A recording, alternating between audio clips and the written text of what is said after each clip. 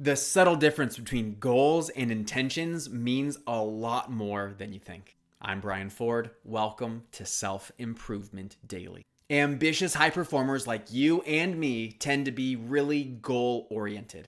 We know how important it is to have a clearly defined target to aim at so that your action can follow suit. But some things that we want in life are much more difficult to quantify, and that doesn't make them any less important. That's why I want to share what I've found to be the difference between goals and intentions, when to use which, and how to maximize both.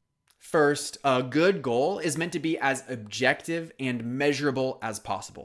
It's meant to be quantifiable in that you know for certain where you're at relative to it. We can interpret progress based on what we're seeing, but that can be subjective. A goal gives you a specific metric to optimize against. For example, a goal would be to double revenue or lose 15 pounds. An intention, however, is less defined. It's an understanding of the broad, general direction of change we want to see. An intention is actually what comes before a goal because it's a more honest reflection on what we want to see happen. This naturally leads to it being a more intuitive process because it requires more self-awareness, introspection, and alignment. Intentions are often phrased with more directional or orientation-based language. Things like more, less, or better. Examples of intentions could be increasing revenue or decreasing weight. Even though there are clear differences between a goal and an intention, they are meant to work together. First, a goal is only relevant when it's aligned with an intention. Achieving a certain result for the sake of getting the result is valueless if it's not connected to what you want. So in that way, an intention is the lens through which we arrive at our goals.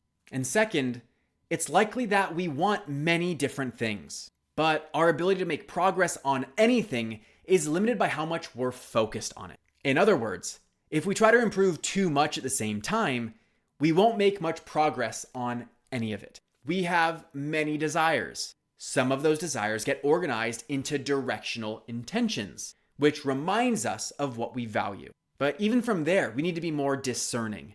And only a small subset of those intentions get formulated into committed goals. This means that the things you've set goals for stand out above the rest as the changes you're most urgently trying to introduce into your life. And as someone who tries to live as intentionally as possible, I'm really thoughtful about what I want, who I want to be, how I want to show up, and the choices I make.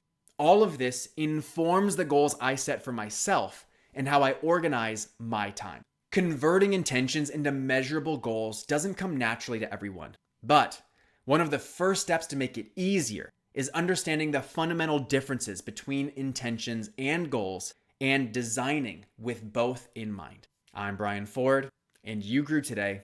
Let's do it again tomorrow on Self Improvement Daily.